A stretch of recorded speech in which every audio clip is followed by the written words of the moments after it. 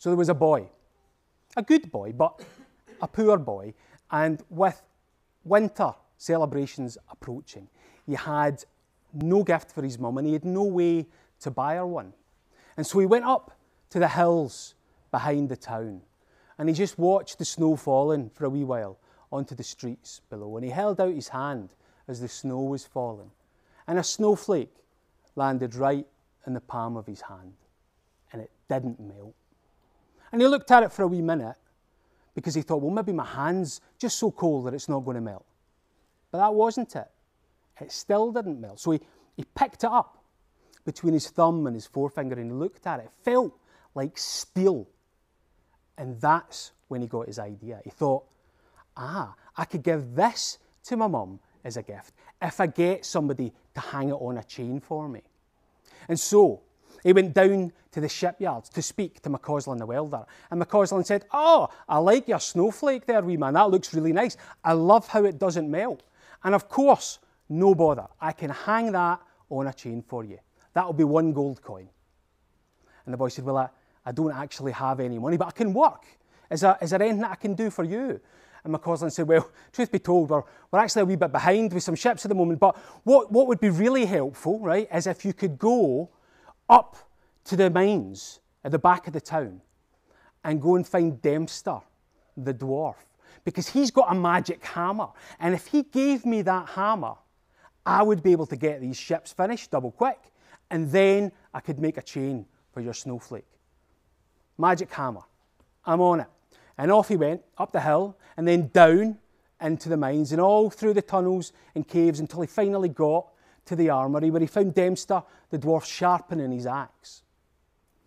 And he said, hello, Dempster, I've just been speaking to McCausland, the welder, down at the shipyards, and he was wondering if he could have a wee loan of your magic hammer. Oh, I bet he was, said the dwarf. And why would I give him that? What am I going to get in return for a loan of this magic hammer? Well, probably nothing from McCausland, said the boy, but I can help you. Is there anything I can do? I know my way around an armoury. No, said Dempster, I've got no need for a page boy or any of that nonsense at all. But I tell you, do you see that treasure chest in the corner of the room there? That was given to me by my grandfather. And the key for it that's locked it was stolen by a mermaid. If you get me the key back, I'll give you the hammer.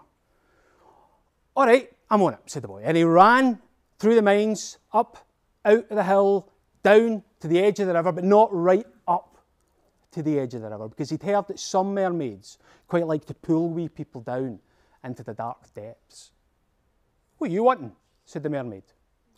Well, said the boy, I was just in the mines there talking to Dempster, and he was wondering if he could have that key back that you stole off him. And why would I want to give him the key back?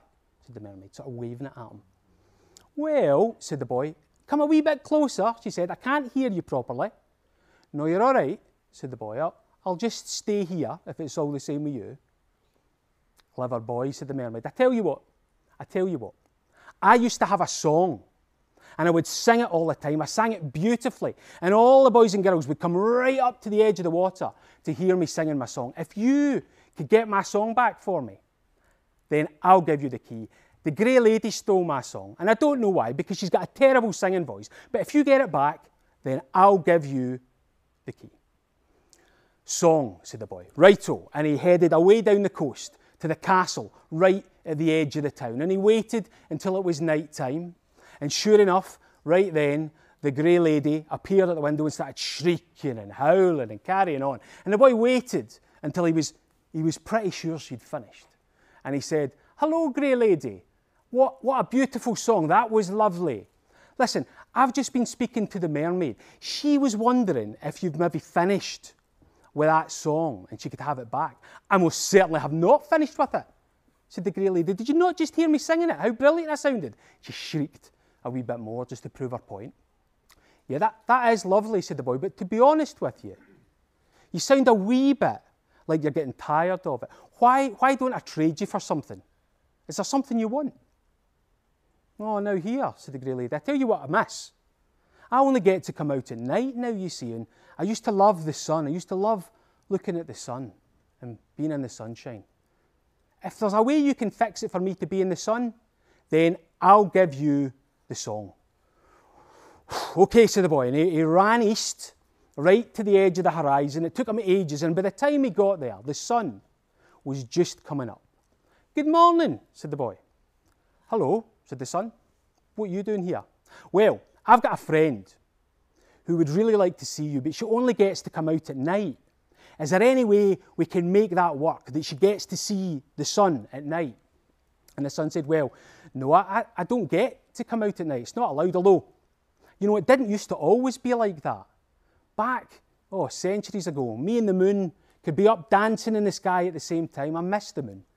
In fact, if you could move the moon, then it would be nighttime and daytime at the same time, wouldn't it? And your friend would be able to see me. Move the moon, said the boy. You want me to move the moon? Aye, said the sun. How would I move the moon? Oh, you'd need a moon witch for that. Right, said the boy, and he rushed back to the town and up a different hill, the Crow Mount, where he knew all the witches lived. And he got to the top of the Crow Mount, and there was only one witch there. And he said to her, where's all the other witches? And she said, all my sisters have passed on this last year. It's just me now, me and the moon. Well, I'm awful sorry to hear that, said the boy, but talking to the moon, is there any chance you could do me a wee favour and maybe move the moon for me? Oh, no, said the moon witch. I'm not the strength for that now. I'm just too tired and sad after the year it's been.